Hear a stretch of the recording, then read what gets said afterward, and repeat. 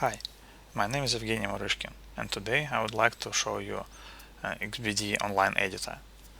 This tool allows you to design FPGA on any platform online in the web browser. So let's have a look at it. The whole website located in IT may work at azurewebsites.net. So when you open the website, you will see a link to build it. So in here, what you can do is we just go straight and start a new project. So during this presentation, I would like to show you the test of FPGA board and how real-time it is. So let's name this project, let's say, real-time test. Here you have an option to set your board frequency. My board has 24 MHz and it's its default value. You can override it by ticking this. So great. So after that we get a default template for XBD.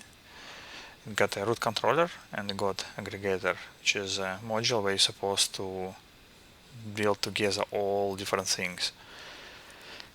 As it's a real-time test, I would like to show you how fast is the FPGA and how accurate it is. So let's start by adding a component. So I'm usually add EasyLife module. So this is a nice legend of all available components. So you can just pick one by this description. So let's use EasyLife. Alright, so it adds this new module and it allows you to configure its parameters and to link this component with external world. So let's leave this by default, just blink every second. And in this table you will see that this module that we choose has one output signal called EasyLife. It is registered, and this combo box allows you to choose how to link it with the rest of the system. So right now we don't have anything. So you have two options. First option is anchor, where you can create data. You don't want to expose it outside, you just want to use it internally, or you can expose it outside. For this purpose we will just expose it outside. So what it did is it added a new element into IO field. So it's following like naming conventional name plus method. Outputs, it just follows all the definition of this input. So what this tool allows, it's a good feature, is some kind of refactoring. So if you don't like a name, you can just rename it. So just drop prefix and rename. So if you go then, you'll see that it automatically finds the usage of this element and rename it. So you don't have to worry about it. As you can see, it was a green pop-up message appears, so it tells us that backup of the project was created. So when you do rename, things can go wrong, or you may just put a wrong name, or refactoring can go wrong, so it creates a backup. So you can restore at any point of time to the state of the project where you are. So let's go and add another module. So we will pick word transmitter, because as a real-time test I would like to send some data from this device to the PC. Okay, I'm using it. So it got some configurations as well, so I don't want to have parity check, so I put 0 into it.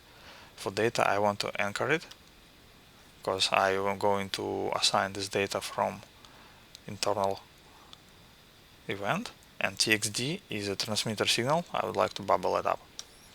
So let's then go and put some better names to that.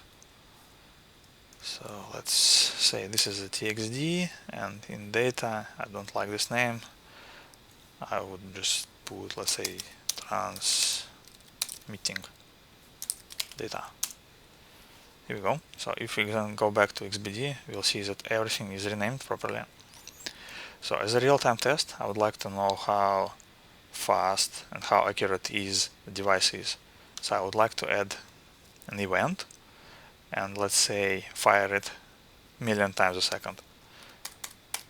So okay, this is 1000, this is a million, and million of microseconds. So what this thing does is we set up an event which will be firing million times a second. So what so inside, right, okay, yeah, that's okay, that's fine. So inside this event I would like to increment data counter. So let's add a new data, name it, let's say milliseconds, microseconds counter. Okay, put 30 bits, say that it is registered. Cool. So add operation is mass, so we will just name it like next microseconds counter, and we'll use current counter and add 1 to it. So inside the event we will add a step called assign. So we assign counter and we'll use next counter. So, this tool visually, it's not really visually because I don't see like algorithms or proper implementation. This is the next step I'm going to do, but you will see steps of your sequences that you are editing. Okay, what's that? Don't need it. Just get rid of it. Okay, and these combo boxes just following the existing data inside the controller and give you a hint what you can use. So this target shows you okay which things can be used as a target during the assign operation, and this shows you the sources. Okay, so for that we set up a counter of microseconds in this small event. The next thing I would like to do is I would like to send data to PC from the board every time counter reach a million. So this effectively means that every time a second lapsed, so we will just like to send data. So to do that I can create a constant saying ticks in second, and we'll put a value a million, and this is million, yes, that's right. So what we will do is and to send data I would like to create another, no, don't need that, right, so it's another mass. So it said next transmitting data, next transmitting data. This is again another add operation, and we'll use current transmitting data, we'll increment it by 1, and this time I will use another type of event. It's called register data change. So in here you will choose which source to use as a trigger for this event. So in here I will use this data microseconds counter, and you have an empty event on there. So this sequence will be fired every time this counter is changed. So here I would like to know if I'm reach the ticks in a second. I need another element called compare. So here I'm comparing that, let's say, call it second reached, and use counter and the constant we have ticks in second, and the use that current counter is equal, greater or equal, to prevent any missing ticks. Okay, so when the seconds reach in event, I will just say jump. So I would like to just do nothing if it's not yet ready. So I'll jump to finish if seconds reached. Oh, here we go, it's wrong. Just rename it seconds not reached. Not reached means that counter is less. Less? Yes, less. Alright. So in events we'll just jump to finish if seconds not yet been reached. So, and then we will add a step where we will assign data to be sent to PC. It's called transmitting data, and this is next transmitting data. Right, and then we need to add another jump. So we will just, no, not here, this is wrong, here. Okay, so we just jump to this step, which is step 2. Cool. Okay, that's almost everything that we need to set up a real-time test of our XBD. Let's just double check. So we have a sequence which fired every time counter changed. We skip it if not reached second. Okay, we forgot to reset. And here what I need is another assign. I'm assigning 0 to this counter.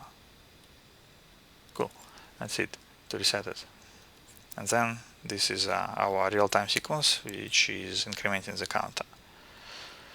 Great, so that's effectively it. So now I can transform it. So before I do that, I'd like to show you another thing I have done so far in client. Here you have an option of monitoring. So client can monitor the content of a source folder, which is my downloads folder, and this is my targets folder. This is a JSON file. You just create it and then you run monitor, specifying the parameter. So monitor is doing it, monitors for all XBD project files appearing in this folder and extract them to specified folder. So you avoid unzipping things, which is really handy. So you run this by typing xbdc and specifying the path to monitor file. Okay, it is started, so you will see a pop-up here showing that monitor is started. So now every file appears in my downloads folder will be automatically translated. So let's try and produce some VHDL out of our definition. We'll press the transform. This operation might take a while and may fail. As you'll see, it should fail this time. I'll explain it why, and we add some fixes. Okay, so we got the validation fail. So what it told us is that race condition detected. Counter is driven by multiple sequences. So I got some built-in validations, and this one in particular tells you that you have a registered data and you got multiple events that assign values to this.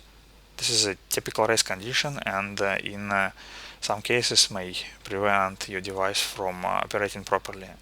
In our case it's okay because sorry, in our case it's alright because I know that it's intentional behavior and there's not really a race condition. One change triggers another sequence, and this sequence changes the data. So this warning has a code W0003. What you can do is, if you just don't know what you're really doing and you don't want to be bothered by these messages, you can suppress them completely. You can do it in a general page in suppress warnings. So you can just pick all warnings and you will never hear any messages from XBD, things that. But I don't really recommend that. So we will just go to our counter and suppress this particular warning for it because I know that it is alright. So here we go, data assigned from multiple sequences. Done. So let's try again.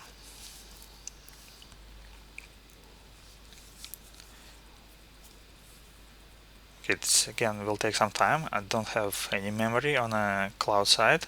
Oh, cool, it's fast. Okay, it's failed again with different warning.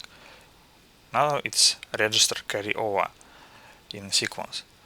So what it tells you is during the execution of events you do not reset your register. So this is to prevent like old data being carried over to new execution. In our case it is intentional behavior because I have a counter and I increment it every time. So I will just go and suppress this warning on this counter. Okay, here we go. Warning 5, value kept between executions. Just kick it again. So this time, hopefully it will pass, and the monitor will automatically create a project folder and extract files into it. Okay, it's going. Should be alright this time. I did it a couple of times, it was okay. So, just wait a little bit. So yeah, as you can see, it is tool allows you to work from any platform, and because XBD client is a desktop application for Windows, and Linux users weren't really able to use it, but now it is opens a whole lot of opportunities. Cool. So you see transformation completed, file is downloaded, and okay, the monitor worked. Okay, anyway, didn't work this time, but that's alright. Ah, cool, yeah, here we go. It just took some time. So what we see here is we get a real-time test folder created, and inside we got our project. It's a JSON serialized project. You can use it to load it back to the online editor next time you start working on it. And this is a normal XBD project with file. We have a root controller, we have modules that we used listed there. So this is a result with some logs and transformation code. So here also we get XBD file where everything is translated. So you can continue using it outside of the online editor if you want. And we got a bunch of VHDL files. Okay, let's test it if it is working in the device. To do that, we need to create a project in Quarto software. Okay, we just start a new project. Now it's okay. My projects. Okay, let's just choose from here. Project is a real-time test. I already have one as a practice. Okay, so what's the name of the project? Real-time test, and name of the top-level entity is a root controller. Okay, so project is created, and now we will add some files into it. I should do it in the wizard. Anyway. Okay, these are files. We got 3 VHDL files. Just add them. Cool. So important part is not to forget to put unassigned pins for evaluation boards, otherwise nothing will work. So input try stated. Okay, so now we just build it and see whether it is successful or not. Should be alright. Next thing is, which is actually the hardest part of the whole process, is assigning the correct pins for... what's that? No, this is wrong. Okay, yeah, probably should use wizard. This thing, application is screwed up. Yeah, that's usually happening in real coding. No, don't need that. Okay, yeah, just stop it. Okay, so... okay, it's another hard part to remember which device do I have. I think I have a Cyclone. No, just double check it. This is so annoying. Okay, this is a file. Okay, P1C1. P1C1 is there. P1C12. Is this one? P112 F3 to 4C8. 3 to 4C8. Okay, that should be it. Okay, let's rebuild it.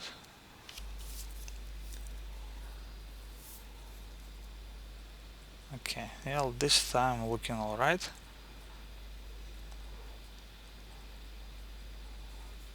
Cool. So you see, it just compiles straight away out of the online browser. Now we need to assign pins before we put it into the real device. So here we got some elements, some pins. Okay, I know that clock is J15 on my board, reset is F12, I think.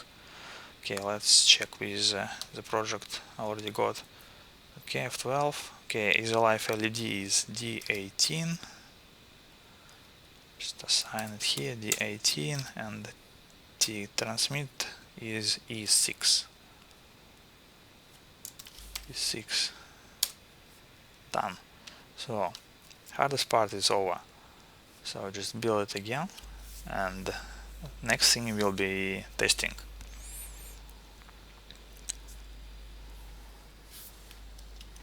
Okay, it's building now. Okay, after I build it, I will program it to the device and then show you how it is looking right now. See after that. Okay, let's program it. Have everything set up, just put it straight to my device. And that. Okay, let's jump to webcam and see how it's going. Okay, it will take some time. Okay, that's better. It's a bit slow.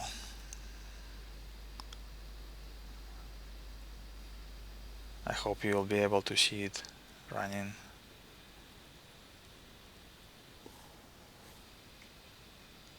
No luck. Okay, here we go.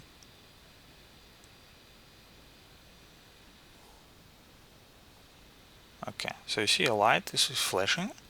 So device is alive. So there is something inside is going on. Okay, let's just leave it. So this is a button that I'm going to press.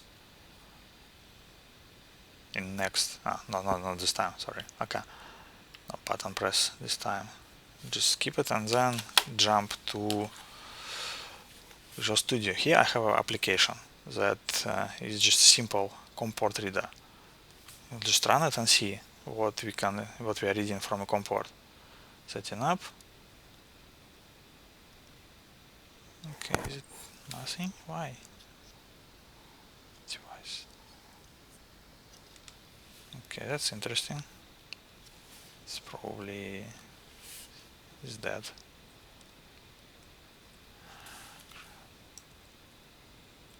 No, didn't work. Okay, let's try to figure out why. Assign everything correctly. Pins. Transmission is there. E6. Okay, that's interesting. So now we need to try to diagnose why it is not working. Let's have a look. I have a transmitting data. Okay, probably nothing is happening here.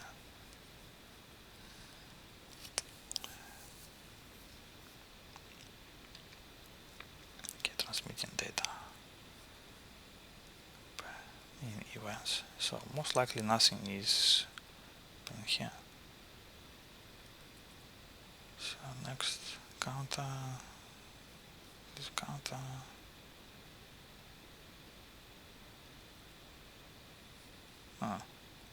Okay, yeah. Just because it's not a million microseconds. That's how it should be. Okay, remember that now. Let's try again. We just go and transform. That was a bit silly. Okay, this time should be alright.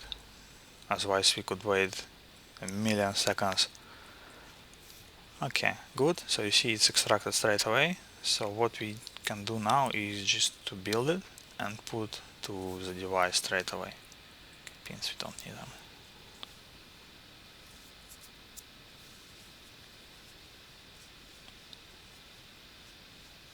Alright. Almost there. Cool. So let's program it. Right, so now probably should be better. Yes, awesome. So you see, approximately every second we are receiving the data, incrementing data from the board, from the device. So to test whether it's real time or not, let's have a look at the timing. So as we can see, it's 1 second plus around 40 milliseconds. Yes, so it's about 4% not accurate, and there is a very good explanation for that. So my board is 24 megahertz, and I ask it to count every 24 clock periods, which is give you approximately 4% error in the time. So that's what we can see here, because XBD is doing its best in trying to use a clock, but if it falls in between 24th and 25th clock, it can't do much about it. So it probably rounded to 25 clock. To prove that, what we can do is we can just change the timing. So let's say don't want it to be that strict, so 1 million, we already saw it's working fine, but let's do 100,000 counts. And also we need to fix a event. Let's do every 10 microseconds. So we change that, and let's generate a new set of HDL files to see whether it makes any difference. Okay, it will take some time. Done. Automatically extracted, which saves us quite a lot of time. So just build now.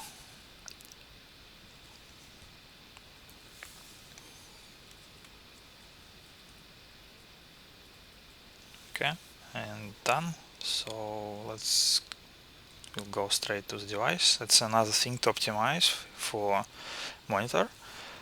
Cool, so let's have a look. Now you see it is slightly better.